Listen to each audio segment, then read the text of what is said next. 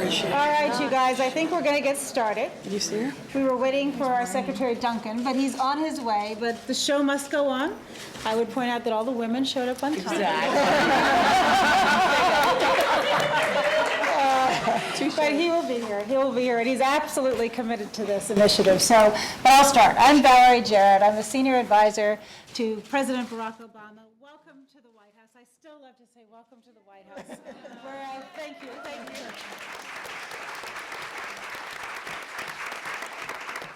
We are absolutely delighted to have you all with us as we celebrate this 37th anniversary of the passage of the landmark legislation, Title IX. And we've come a long way, but Billie Jean and I just had an opportunity to visit quickly with the president, who is a huge fan of hers, as you could imagine, since he was a tennis player in high school, which we learned a little bit more about. And he said, I'm just delighted, Billie, that you're here today and you're participating in this celebration. But as a part of your roundtable, please spend some time talking about not just celebrating how far we've come, but looking to the future and help us understand how we can move the ball forward to the next step. And so Billie Jean has some ideas of how we're going to do that. Oh, no, I don't. No, absolutely you do. That's a collective effort. So I'm going to do a few acknowledgments and some introductions, and then we're going to get started. One of my favorite roles here is as chairman of the White House Council on Women and Girls.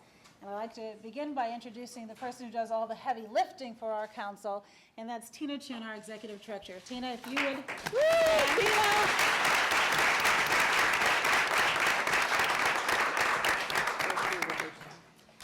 And so, right on cue, the person who is, we'll call him the father of this legislation. Before you sit, I'm going to ask you to stand again. Senator Biden, please stand up. Yes!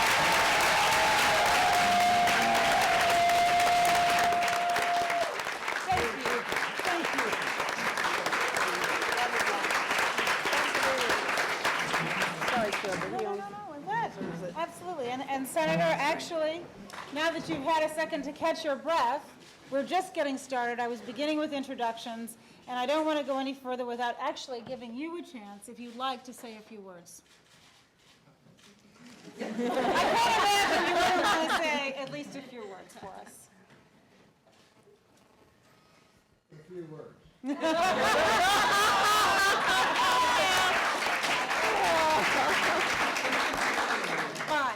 We appreciate you being here. I wanted to defer to you and your extraordinary leadership. Also, if you would join me in acknowledging Christine Brennan from USA Today, a columnist, author, and commentator. Where are you, Christine? Right here. Yeah, baby! You guys have the orange on.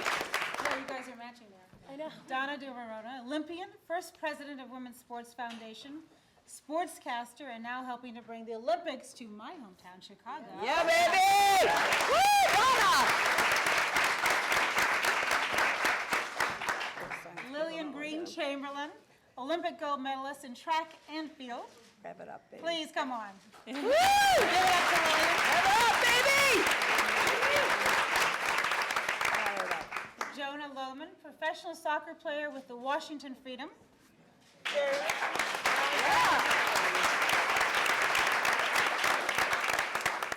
And in addition to all of the outstanding Title IX advocates, professional athletes in our audience today, I'd also like to acknowledge the young women from the YMCA National Capital and the first robotics competition team. Thank you guys for being here.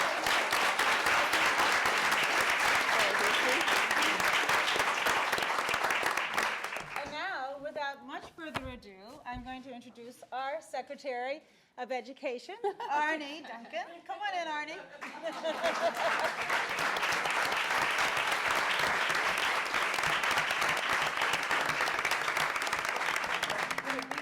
There were some high fives out in the hall from our team who managed to note that you walked in exactly on cue. So we thank you for being here. Late as usual. I've had the privilege of knowing the Secretary, I think probably since he was a very young boy. We having both grown up in Chicago in the same neighborhood. We couldn't have a stronger advocate on behalf of women and in education in general. Because as we know, if we're looking after the girls, we're looking after everybody. Yep. And so with that, I want to introduce Arne. He's going to say a few words, and then he's going to more formally introduce Billie Jean King, and then I will introduce the rest of the panel. So Arne, all in you. Well, thank you so much. And it's absolutely a thrill to be here. And Valerie, I want to thank you for your tremendous leadership in so many different ways. And this is just a really important thing. And it's great to see all the young girls here. So welcome. Pretty cool to be in the White House, huh? All of us owe a debt of gratitude to the White House Council on Women and Girls for its work now and going forward in the future to ensure that American women and girls are treated fairly in all matters of public policy. It is an absolute privilege for me to be included in this tribute to mark the 37th anniversary of Title IX, an absolute landmark piece of legislation that has opened doors for a generation of women and girls. Many of today's students would be surprised by what our schools and colleges look like on this day in 1972. In fact, before Title IX, women were much less likely than men to receive undergraduate, graduate, or post-secondary degrees. Girls were not encouraged to pursue math and science because too many people believed girls couldn't excel in those subjects. Women and girls comprised a shockingly low percentage of the athletes in high schools and at the collegiate level. And school support for female athletes and their teams were often inadequate and sometimes literally non-existent. Today, many obstacles have been removed by Title IX, the Department of Education's vigorous enforcement of the law, and the efforts of our nation's educational institutions to eliminate discrimination based upon sex.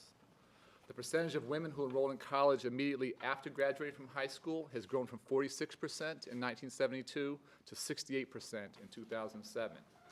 Women now make up 57% of the total enrollment in colleges. And at the same time, the percentage of doctoral degrees awarded to women has grown from 16% to 50%. And as you know, Title IX is about so much more than athletics. However, Title IX has produced great results in school athletic programs as well. The percentage of women participating in collegiate sports has grown from 15% to 43%. And the number of girls participating in high school athletics has increased dramatically from fewer than 300,000 girls in 1972 to nearly 3 million, an increase from 7% to 41%. But despite the significant progress in so many areas, everyone in this room knows we have a long way to go. Women and girls can continue to represent a disproportionately low percentage of students and employees in traditionally male fields such as science and math. And for this reason, the Department of Education continues to strive to remove the obstacle of sex discrimination and increase access. So I'm very, very pleased today to be able to announce the award of $2.4 million in grants to 13 groups to support and enhance projects that will help our high school girls achieve higher proficiency in math and science education. These 4-year grants were made possible under the Women's Educational Equity Act. The program provides financial assistance to help educational agencies meet the requirements of Title IX. A tangible example of the work supported by these grants is seen in Pittsburgh, which is teaming up with Smart Futures and the Carnegie Science Center's Girls Math and Science Partnership to develop and implement a 4-year program for girls in grades 9 through 12 called Gaining Equity Through Mathematics. Programs such as this, the work of the White House Council on Women and Girls, and many Title IX advocacy groups are extremely important to ensure fairness and access. This work is absolutely critical for the success of our students and for the competitive future of our country. Thank you, and now my real job and honor is to introduce Ms. Billie Jean King. Billie Jean is recognized as a champion for social justice and equality. She created new inroads for both genders in and out of sports during her legendary career, and in the decades since, she walked away from tennis. King won 39 Grand Slam singles, doubles, and mixed doubles tennis titles, including a record 20 titles at Wimbledon. Think about that, staggering. She defeated tennis champion Bobby Riggs in the Battle of the Sexes match in 1973, which I remember clearly.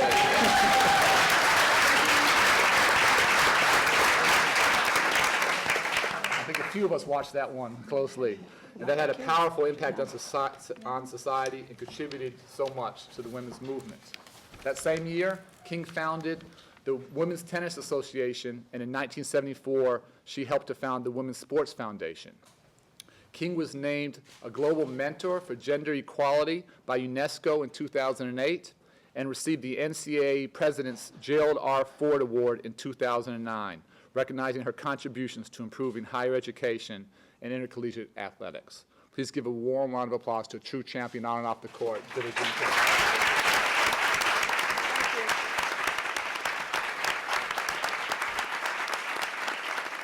Thank you. Thank you. Thank you.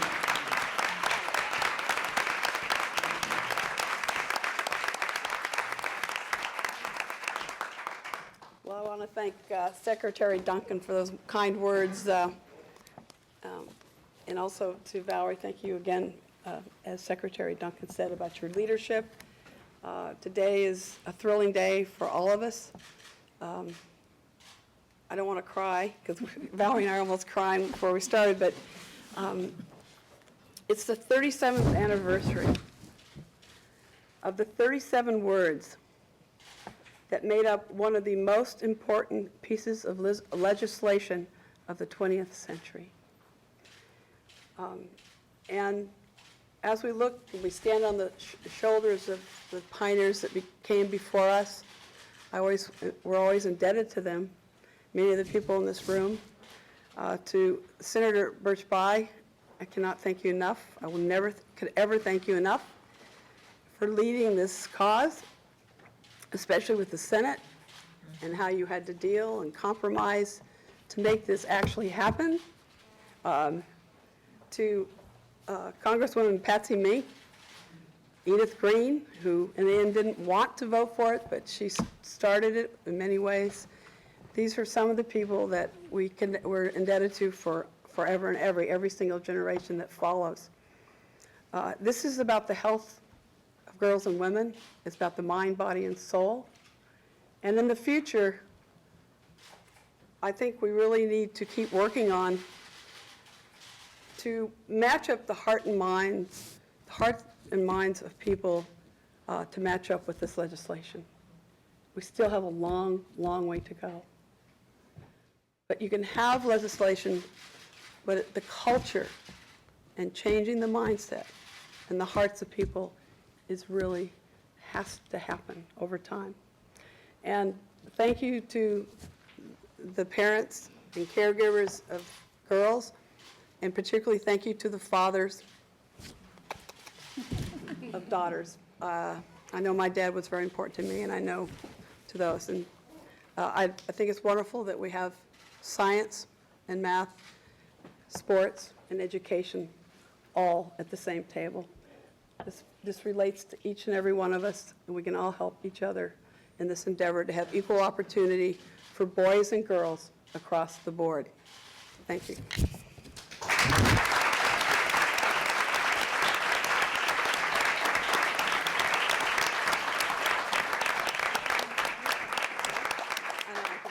Thank you very much, Billie Jean. We're both trying hard not to cry here. For those of you around the hall, come on in. There's plenty of room around the back of the wall. You don't have to stand out in the hall. Come on in, guys. These are my team. Come on. I want you guys in here to hear this. So, Billie Jean, I have to say to you on a personal note, I remember your match against Riley Riggs like it was yesterday. I was 17 years old in high school. And I really felt, I was a tennis player, a very mediocre tennis player, I would add, but I really felt, watching you on the court, that my future was in your hands. And Billie Jean was saying to the president earlier, she was so nervous because she had to win, and she's so competitive.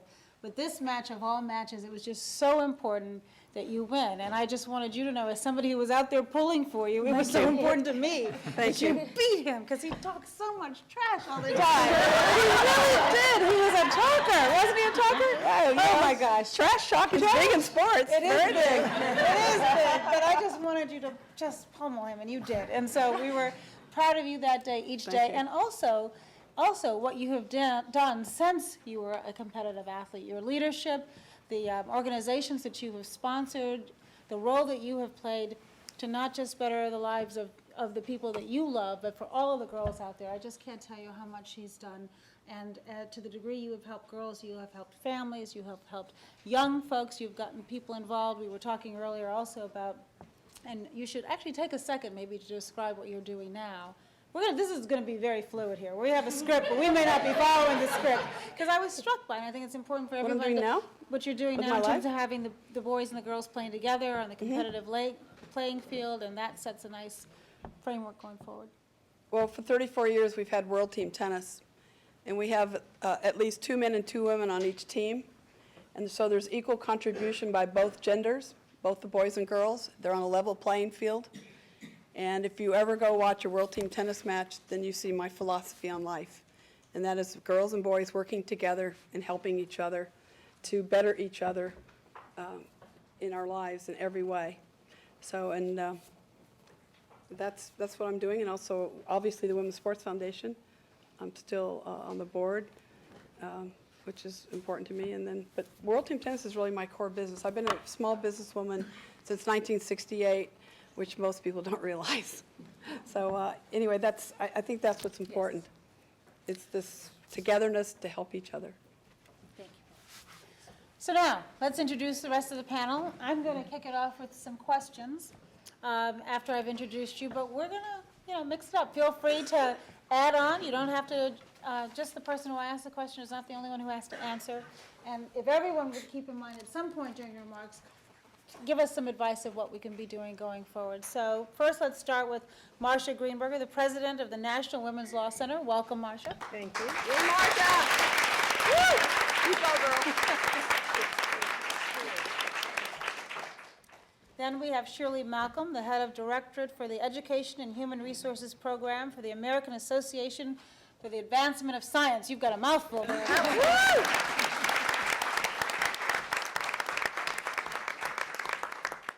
Also, please welcome Jessica Mendoza, the current president of the Women's Sports Foundation.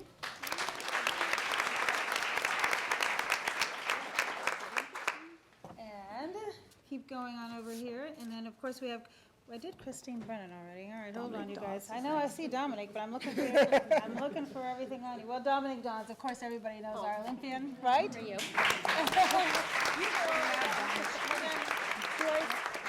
Olympian Yes. gymnastics, former president. There she is.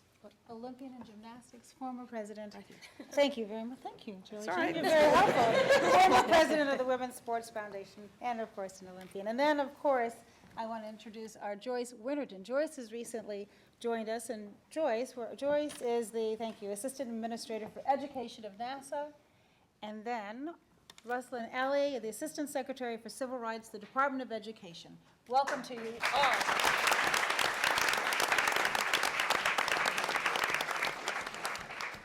So, Jessica, let's start with you. So, obviously, Title IX has been very important, and it opened up opportunities. But I'm curious as to, in addition to sports, how else do you think it's shaped the lives of the women who benefited from it? Jessica, right here. Here's Mendoza. Softball. Well, Olympian. yeah, Sorry, I'll just promote you. she's my promoter. Obviously, growing up and having the opportunities, and Billy discussed a lot of this, is being able to feel like I'm an athlete and not just a female that's out there playing sports. And that's something that growing up, I played baseball with all boys, and then switching over to softball, and the confidence that it's given me the rest of my life. And that's something that with the teenagers, that 13 to 18-year-old age group, is those life skills that you really gain playing sports. And I grew up with a lot of tough decisions, and I think about how that could have gone either way. But then being able to now represent my country in Olympic Games based on that confidence that I was given as an athlete, not just some chick on the field that can kind of play, or renaming how to throw like a girl. Things like that allowed me to go on and represent my country. But I think the important thing is there's a lot of girls that don't have that. Right. And I want them to be able to go on that same path, and not so much to be an Olympian, but to definitely be confident young women. Thank you. Thanks a lot. Now, Joyce, it's interesting. We're talking about sports, but obviously we're still dissatisfied with the number of women who are going into science and technology. And so maybe you could share a little bit about what you think Title IX did, but also what can we do today to try to get more girls involved in science and math? Well, Title IX was critical in opening that door for women and girls, but women and girls still have to choose to go through it. So they have to take that effort to work harder in science and mathematics and consider careers in technology and engineering. So NASA and our other colleagues at the federal agencies provide real-world experiences. So science and math is an abstract. You see how it's applied. So, for instance, our first robotics team that's here from Virginia, they competed in local, state, and national, building robotics and robots that actually had to perform a task. And they competed, and they worked in teams and cross teams. And then you have to see about that further you can go. So we have undergraduate and a postdoc here who's looking into deep space. So I think we need to help young people believe that not only they can excel in graduating, but in those careers.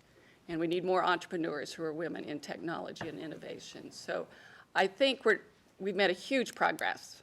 We're not done yet. But I think together we're going to continue to see more women in leadership positions in STEM disciplines and in science and excelling in engineering as well. Thank you, Joyce. You know, Marcia, obviously it's very important to get the legislation passed. But then, in addition to that, you have to be able to enforce it and bring the private right of action. So maybe, and you've obviously had a long track record, could you share a little bit and help educate everybody on what the opportunities are in private enforcement and what you think we should be doing now to help give you the support you need to make those cases easier? You know, one of the things about the law is it's a promise that the country makes to all of our nation's daughters and sons that we stand behind equality in education. And I've heard Senator Bai and so many people in this room with enormous eloquence talk about what it's all about is opportunity. But it means, as Billie Jean said, changing the hearts and minds of the country. And sometimes you need the force of the law to get people's attention. And it sometimes means you have to fight for those rights. They don't, even though we've got the law in the books, we don't always automatically mean, that means that we can just go in and expect miraculously for everything to be fair and open. So it took a lot of fighting, even once Title IX was passed, to get good, strong regulations from the Department of Education, which we mostly now have, although I think they could probably be improved. We had a little bit of a slip in that over the last few years, but we know we could get those strong regulations back. We got some work to do. Right.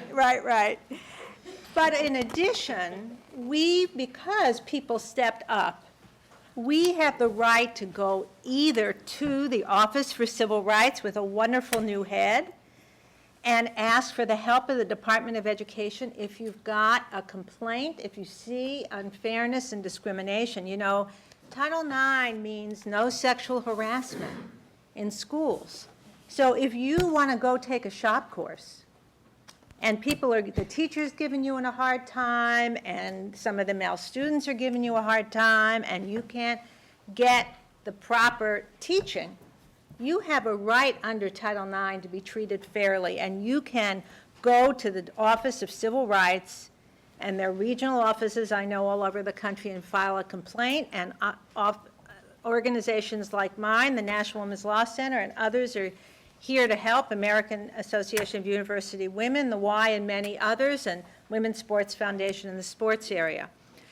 You can also go to court, and we've had incredible people who have gone to court, and even the Supreme Court has interpreted Title IX to make clear you now do have a right to be protected against sexual harassment.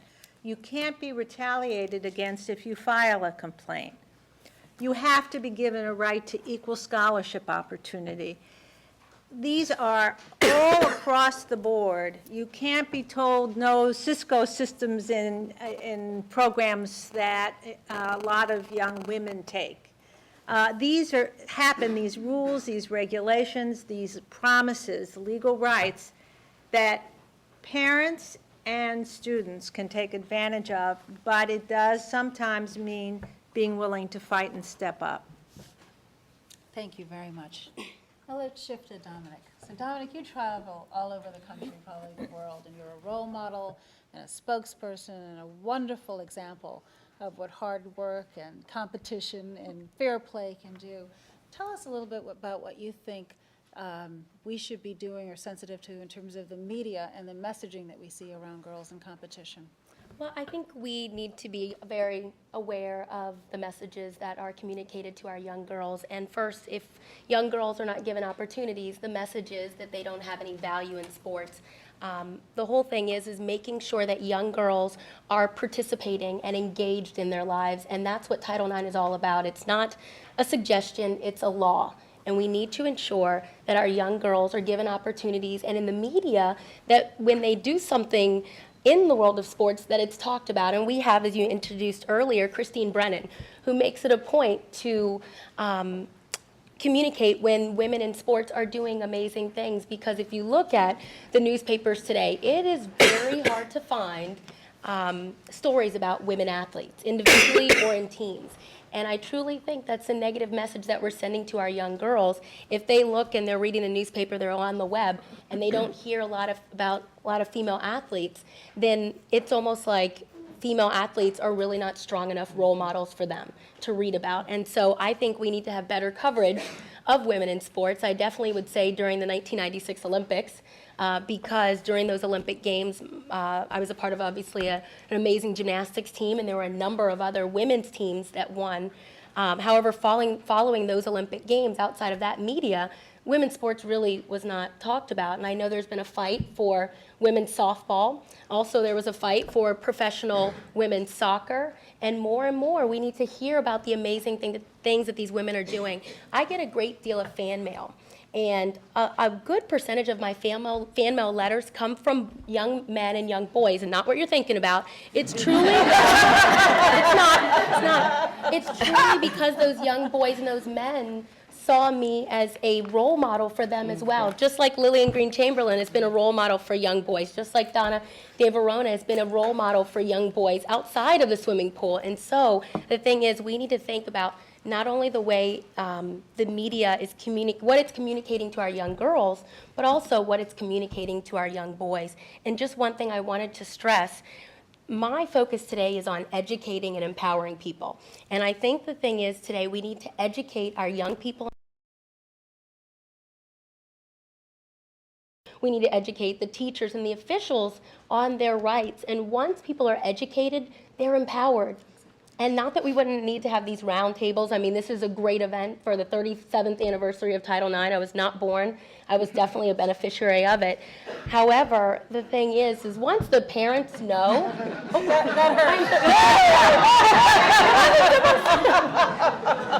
Rub it in. once the young girls know their rights, once the parents know their rights, they're going to speak up and they're going to use their voice. I get numerous emails from parents, from young athletes about issues that have to do with Title IX. Just recently, it was a couple of months ago, Fairfax County, I'm not trying to point one area out, but Fairfax County, Virginia, was going to drop, a high school team was going to drop their gymnastics team.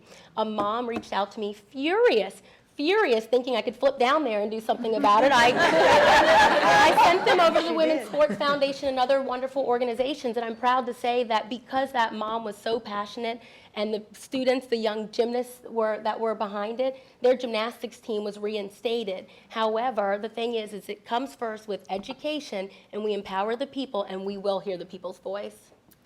We know a little bit about that, empowering the people.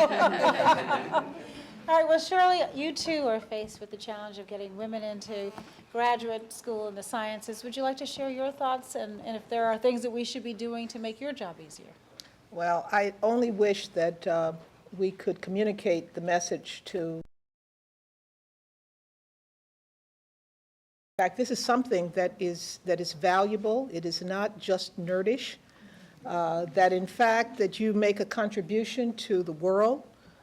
The people who are going to have to solve our problems in energy, in climate, in feeding the world, and sustainability, those are women scientists and engineers and men scientists and engineers. And I think that to basically say that we are only going to take 50% of the talent is tying our hands behind our back, especially at a time when the kinds of challenges that we face are so very grave and so very important. I think that if we could have the opportunity for for young women and young men to be supported in their graduate study. We still have all too many young people coming out with debt out of graduate school, and they're not promised to get high-paying salaries when they come out because they're going into research or other kinds of settings that we absolutely need. We absolutely need them to be looking for ways of dealing with H1N1.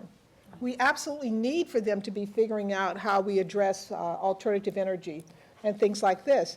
But in fact, they're unlikely to get a lot of remuneration in those kinds of contexts. So I think that the notion about let's support them while they're there, and then let's support them after they leave in terms of allowing them to freely enter onto the faculties of many of our institutions. We know that women still face problems with regard to their position on faculties. I don't know how many of you saw the research that came out a couple of weeks ago about the Air Force Academy and the women who were in the Air Force Academy, and then that it matters who teaches the women these courses, these science courses, that they, in fact, that their performance is very much tied into the presence of the need to have women faculty who are there teaching and providing leadership for the men as well as for the women. So I would hope that there would be ways to really not only continue to work to move the numbers, but also willing to work to put them in positions of power so that they can, in fact, exert the kind of leadership that is needed within the sciences, engineering, and mathematics. That's very helpful. Thank you. Thank you. Now, Rosalind, maybe you could tell us a little bit about the challenges that you see, what enforcement actions are on the horizon, what we could be doing to do a better job here. Thank you. I think we've heard a lot about that today. As Marcia indicated, many believe there has been some slippage. That was a very nice way to put it. So suffice it to say, we're going to work on no more slippage.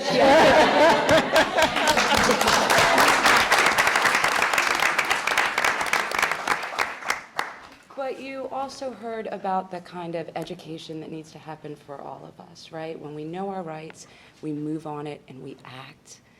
We want to make Title IX the kind of bulwark that it's been in women's athletics, that same force when it comes to STEM. That's about making sure that discrimination is no longer allowed to persist and exist, that we find that harassment that Marcia referred to and we nip it in the bud. We need your help to do that.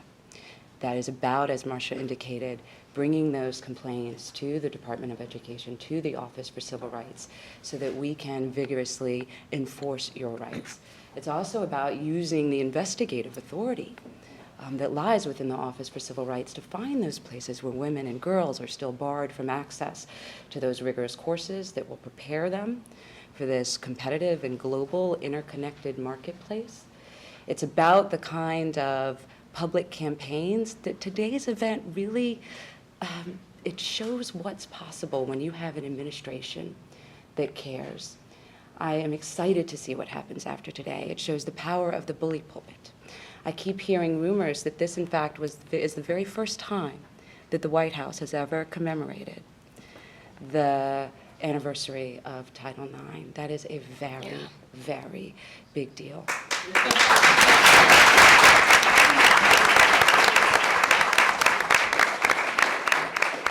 Now it's about going further. Now it's about learning from the last 37 years, learning from the successes and learning from some of the slippage and learning from some of the mistakes, and making sure that 37 years from now, we see icons in the audience just like we see icons on the stage that will say no longer is there a gender gap when it comes to access to those rigorous courses that prepare us to compete. No longer is there a gender gap when it comes to those science, technology, engineering, mathematical fields. No longer is there a gender gap when it comes to enrollment in those higher order post-secondary degrees. We've come a long way, as you've heard about today. 6%, just 6% of doctorate degrees were awarded in 1972. In 2005, that number grew substantially, but we're still at only 28%, right? So we got a long way to go. The good news is, because of the history, Senator Bai, thank you. Because of the future, I am more hopeful than I have ever been before in this arena. Yeah, thank you.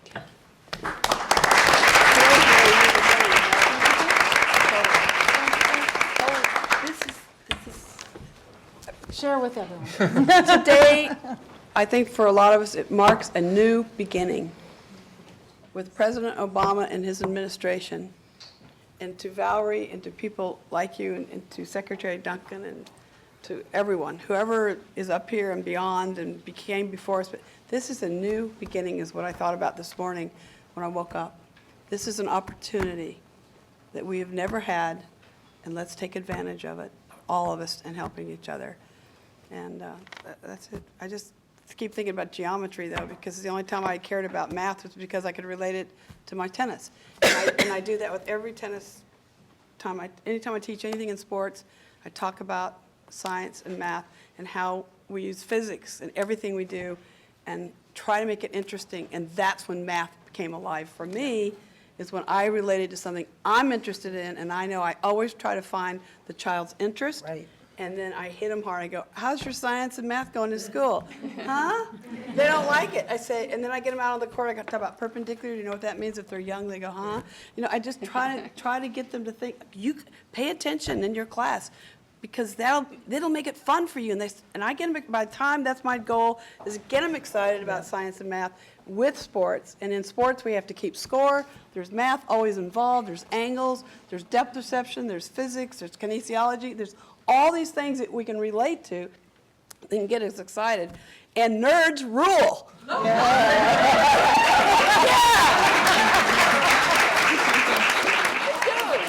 always love the nerds the best at school. They're the greatest. I do. I love them. They're smart. They're fun. Billie Jean, a lot of people who've complained about the idea of using Title IX with regard to STEM fields have talked about the fact that you're wanting to push women into places where they're not interested. Well, I started thinking, I heard that same language somewhere else. Sports. In sports. I heard it in a lot of other places. Well, women aren't interested in going into business. Women aren't interested. And I think that we have to basically counter that with the examples of where people are going in and they're being successful, and with the kinds of examples that you provide where interest is stimulated in these fields by tying them to things that people already care about. Yes. And that it isn't just something that you're born to do, it is something that you can be inspired to do. You want to save the world? Guess what? You can go into engineering and build better wells and pumps for people who don't have water in developing countries. There's lots of good that can be done and can be accomplished, and you can perceive these as fields where you can reach out and you can help and you can make a difference in the world. Well, I've seen Jessica Mendoza give a softball clinic, and she got me all inspired just to want to do more, make a difference. And so same thing with Dominique. We've been around each other, and they're just so inspiring. And I mean, if this is the future of our country, I'm feeling pretty good about it. Well, let me ask you this, Billie Jean, and then we're going to open it up to those of you in the audience who may have questions from our panel. But when we were visiting with the president earlier, you shared with him, he was talking about his girls and how they enjoy tennis, and you shared with him the importance of the role that your father had played. Maybe you could share that with the audience, because to the dads out there and to the moms too, I thought you made a really good point about the importance of your father. Yeah. Well, just to talk about moms for a minute, Yeah. You talked about moms there. As goes the health of a mother, usually goes the health of a family. Okay, so they are vital. So we can never forget our moms either. But my dad made a difference because my brother, who was a professional baseball player with the San Francisco Giants, he treated us the same. That we could have our dreams, whatever we wanted. They never pushed us, by the way. Nobody can believe it if they didn't. And he would do anything to help me. If I wanted to play catch for 3 hours, he would play catch with me. If he would let me bat the ball, I would bat it for hours. Poor guy. I mean, I don't know how he did it. Thank God he was a firefighter, because he was home every other day because of that. He was 24 hours on, 24 hours off.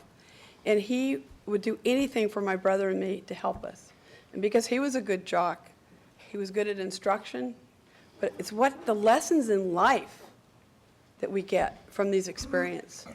Whether it's building a robot and being teamwork and having teamwork, or whether it's in sports, whatever area of life. But my dad really taught my brother and me to do the best we can, but he really treated me the same, that, Billy, you go ahead and dream your dreams, even though you're not going to have as many opportunities because you are a girl. That was very clear. By the time I was 10, 11, it was very clear that we're discounted. Nobody calls on us in the classroom. It went on and on. So he was very good. And another thing he did, which I just love, is he never let me read another press clipping after I was 15 years old. He said, you're not allowed to read them because guess what? They're talking about yesterday. And today is what matters, and what you do today and tomorrow. And to this day, I don't read my stuff. I just don't read it because it's just, he ingrained that so much into both of us. And I think it keeps you in the now, in the present of life, and I think it also helps just stay humble, hopefully, stay grounded. Boy, my parents, if I could clone them for every family in this world, they will keep you grounded and humble. They're boom.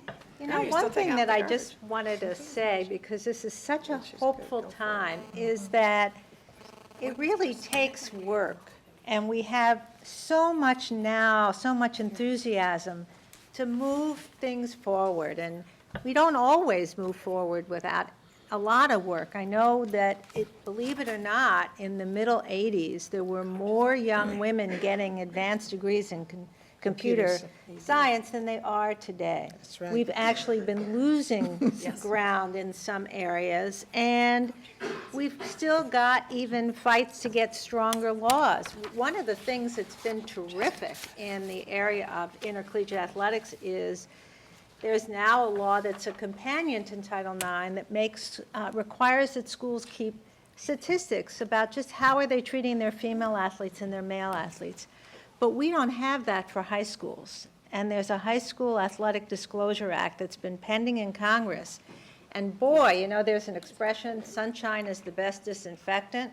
If you've got to kind of look at, okay, what kind of resources am I putting into my girls' programs and boys' programs, and make that public, it captures a lot of attention, and then it really can make a difference. And we know how interconnected so much of this is. We've been working on issues involving dropouts, which is such a national problem that I know that the Secretary is working on every day. And it's a problem plaguing our boys for sure, but also our girls. And we've seen young girls who can't play sports because they have to go home, they've got childcare responsibilities for their younger siblings. They've got other kinds of issues that make them less connected to school than they would have been. And we also know still for young women that for them to get good paying jobs, they need these advanced degrees. To make up the salary gap today, they need more education. And Title IX and the fights that we're talking about today and moving forward, Valerie, just as you asked, I think we could still use some more of those laws, and we want to make sure that more of those funds keep going into these kinds of demonstration projects that really work. It was a fabulous announcement, and to get the word out, and to know that we've got the resources of the Department of Education, letting people know what really works so we in communities can replicate it. That's the name of the game in the future that's very exciting. Okay, Tina? Let's go. You up? I was going to say, as we go to questions, Yes. we've actually been streaming this live on the web, and we're taking questions and comments from people across the country. And Ashley Vibe does our education outreach in the Office of Public Engagement, has an internet question. Perfect. This is ADs too. You know what to do, you're smarter than anybody. Yes. The urban girls.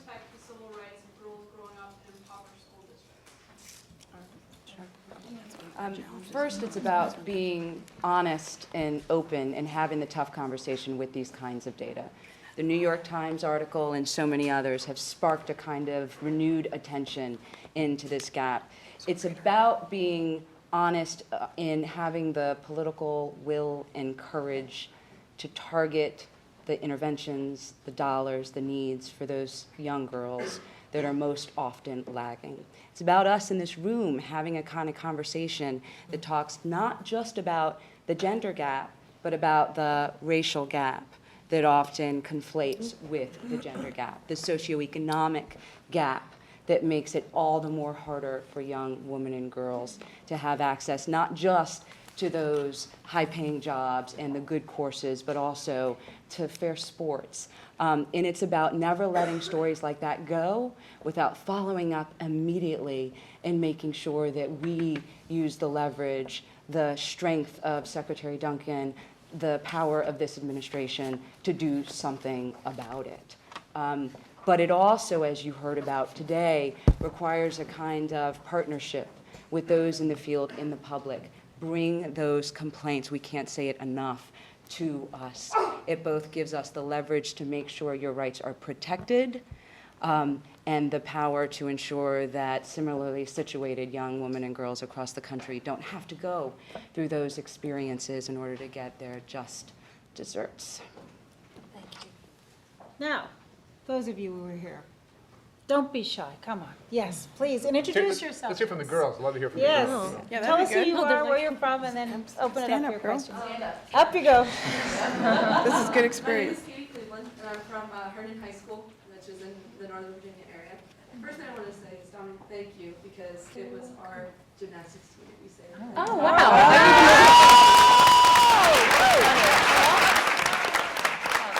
It wasn't just me, it was the parents and you guys. It was you guys' voices. And I have lots of friends on the team that are going to be able to do great. it next year. Well done. Oh, good. Excellent. Oh, wow, that's But great. my first question is that how are we going to get to tell girls that it is okay to go into science and math? Because there are a lot of people that I know that when, even smaller girls that are friends with my sister, say, no, science is only for boys. No, we can't be good in it. It's not for us. We're supposed to be good at English and history and things like that, and not the science and math.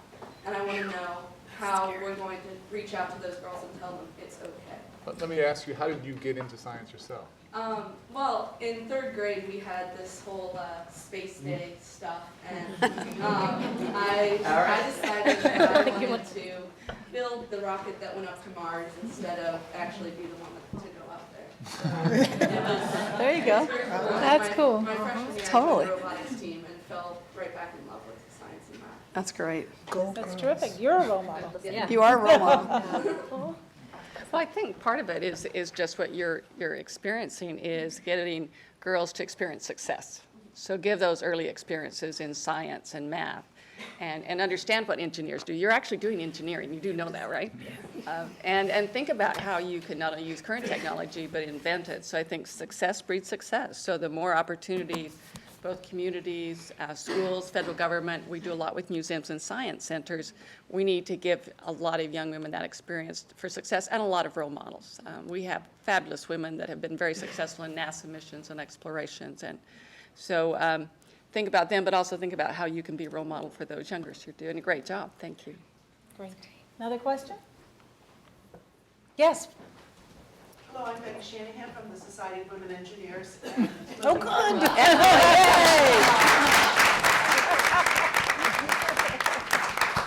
think for the Society of Women Engineers and all my colleagues working for women in STEM, I think we could do nothing better to thank all of you who have blazed the trails for Title IX than to give the same advances to women in STEM as you've done for women in sports. So that's our objective. But I want to comment and lead to a question on a few things that were said. I think we're not looking at things broadly enough. There's discussions about harassment, but I think what women in STEM is facing is much more subtle than just harassment. It's a culture that discourages, it's barriers that aren't identified. And when we talk about educating people, I think we need to educate more than parents. I think we need to educate the administration.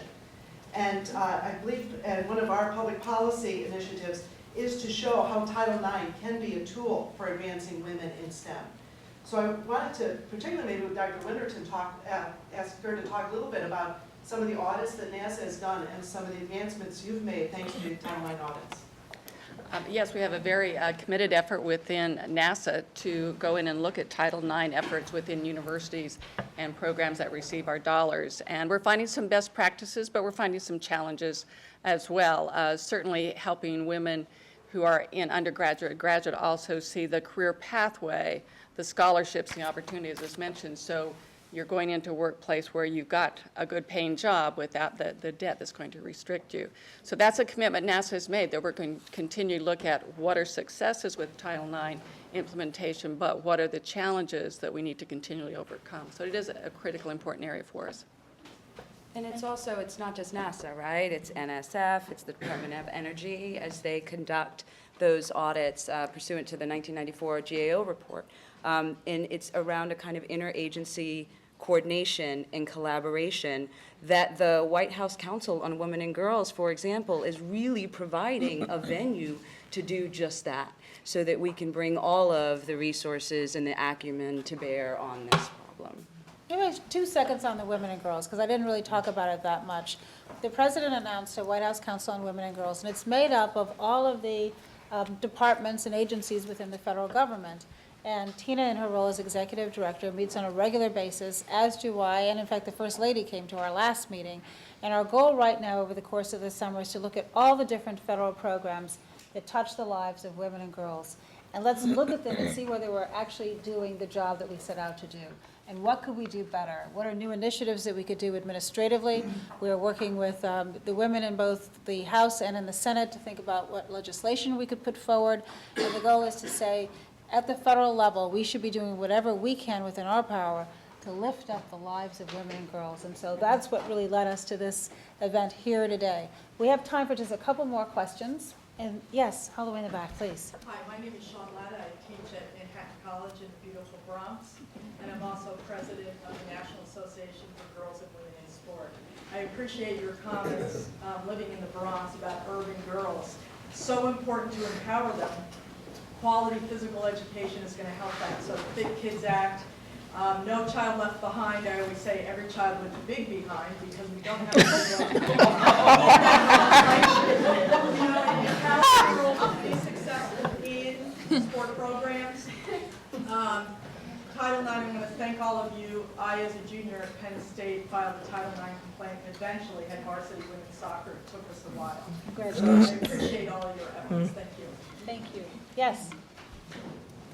Jerry Lukowski, the Public Policy Director for the Women's Sports Foundation. I guess it's directed to Marcia and Jessica. We talked a lot about the benefits that we've seen in Title IX as it relates to athletics, and I think all the athletes on the panel are a great testament to that. But can you talk about what the landscape is like today in terms of some of the challenges that still remain, and what specific action you think we need to see happen in the future? Thank you. Thank you. Great one. Well, I'm happy to just start even in the area of athletics. I mean, one of the things that was great about athletics in a certain sense is they're teams for boys, teams for girls. So you can see pretty well straight out what's fair and what isn't, mostly. And we can pretty much see right now that women are still not getting the same opportunities to play, even with all the progress that we made. So it's still low 40% of the opportunities to play in intercollegiate athletics schools are making available to their female students, even though they're more than 50% of the student population.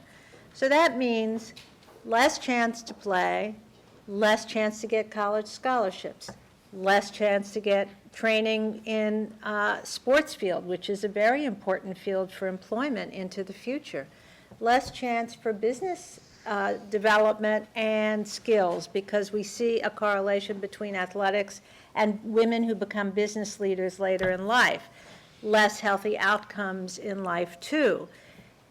We see the same kinds of less opportunities to play being made available in the elementary and high school levels too. So that's one of the big, most important issues. Get more opportunities to play sports. And then when the young women do have the opportunity to play, we're still seeing they're being shortchanged in the kinds of resources that are being given to women's teams. So that that has to happen as well. But also, I think outside of sports, there's so much more attention that needs to be paid on what Title IX really means. It was because of Title IX that we no longer have home ec just for girls and shop for boys. And if you wanted to take a shop class pre-Title IX, it was okay for the school to say, oh, no, you're not allowed to. Yeah. Well, those explicit barriers are down, but we still don't see a lot of the career technical education programs are just as segregated by sex now as the medical schools and the law schools used to be in the early 70s. And those fields which keep kids in school, help prevent dropouts, are very good for low-income kids and can tie in math and science to very direct career training and education and really involve them so that they can see the connection between what they're learning and what they could be earning. We've got loads of work to do when we see some high schools, Aviation High School, in over 90% of the students there being male in one of our biggest cities, cosmetology, much lower earnings, not health insurance, not fringe benefits, a lot of young girls going into it, and they're not getting all the math and the science and the other skills that they need. So a lot more to be done. Jessica, did you want to say something on Billie Jean? Yeah. No, what Jessica said. Well, and as much as today is such a celebration of how far we have come, and a big part of that, I know at the high school level, and Marcia, you touched on this a little, I mean, there's still 1.3 million less girls that play sports than boys. And when you start to think about the numbers, and gosh, you even take 5 less girls, and I think about the girls I work with, and you multiply that to 1.3 million, it's just opportunity. But to go along with a lot that we've all said too is the role models. You know, we talked about Donna and Lillian that are here, amazing athletes, champion athletes before us, but the coaches and athletic directors, that's something that Title IX also helps. So as much as we're talking about the athletes, there's the importance of seeing leadership, seeing that my coach and my athletic director are successful, amazing women along with the teachers. And I know that makes such a difference for me, for so many of the young women. It helps to have great role models like my father and Billy's father, but to actually see successful women in the higher positions. And you know, right now, Division I, you know, it's 8.4%. Billy's giving me the stats. 8.4% Division Athletic directors. Of athletic directors. So you just think about, you know, gosh, just being able to look up and see, look at this, like, you know. Yeah, you got to see it to be it. You have to see it to be it. Amazing If you don't women. see it, you don't think about being it. So That it's can be really our important. slogan. So one more question, and then we're gonna. We have a student right here. Oh, all right. We'll do a There we student, go. and then we'll be around after to chat. Yes. I'm from Herndon High School, and I feel that ever since elementary school, less has been expected of female athletes. And that's just showing us that female athletes are, that they're not important. Like, because I've noticed in order to get an A in gym, boys have to do 78, laps on the pacer, and girls only have to do a certain amount. Like, they have to do substantially less than boys in order to be considered a good athlete. And I know that a lot of females are frustrated by this because their athletic skills are not being recognized. It's a very That good is comment. excellent. Well, I would say Here we that go. I came from an environment, though, when I was growing up, and I was influenced by my coach. And honestly, I didn't listen to what was going on around me. I remember outdoing the boys in 7th grade doing 33 chin-ups. So my whole thing is I was encouraged and motivated by my coach. She did not let me read the media. She did not let me read the newspaper of what was being said about me or what people thought of women's sports. And I would encourage you, until we make all the changes we need to make, I want to encourage you to do that as well. And if someone tells the boys to do something, I want you to up that number. It's all about the environment and the environment that you're in, the teachers and the coaches and the parents and what they think of you, I think should matter more than anything. Senator Bach. You know, as Dominic can testify, I get pretty emotional about this. I listening to all of you. My own personal experience with 2 strong women in my family. Having just fought the battles with Margaret Spellings and Rod Page, I think all of us Jessica, I want to say to you, the Secretary, Russell, to the President, how grateful we are that you have taken us out of the wilderness, moving us into the sunshine. Thank you. Thank you, thank you, thank you. And also, I must say, on a personal note, to those of you who were on the firing line when the sun was in the clouds, Billie Jean, what's that name again? Marcia. Oh, Marcia. Donna, Christine, and many others here. We were on those Thursday calls. How grateful we were for you being in the trenches then. But I must say, it isn't enough to be grateful we are where we are now. We must work just as hard to get where we need to go in the future. Thank you, Mr. Secretary.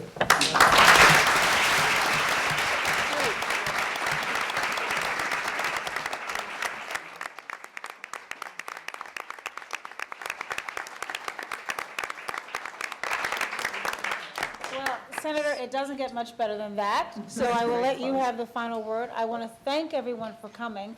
I am somewhat shocked to know that this is the first Title IX celebration since in the last 37 years, and so I think that with the ease we can commit today, that we will certainly have the 38th here next year. But in the meantime, between 37 and 38, I would like for you guys to know that the Council of Women and Girls is here to serve you. We are interested in your ideas. We're interested in your suggestion. We are hardly going to rest on our laurels until there is absolute equality, and we're not there yet. We have extraordinary, extraordinary role models here at the table and throughout the audience. You young ones, you are our future. You are our leaders of tomorrow. The reason we wanted you here to feel a part of this celebration is so that you could appreciate the history and how far we've come, but we want your ambition to push us forward, and we're here really to serve you. So thank you all for coming. We look forward to working with you throughout the year, and we'll see you same time next year.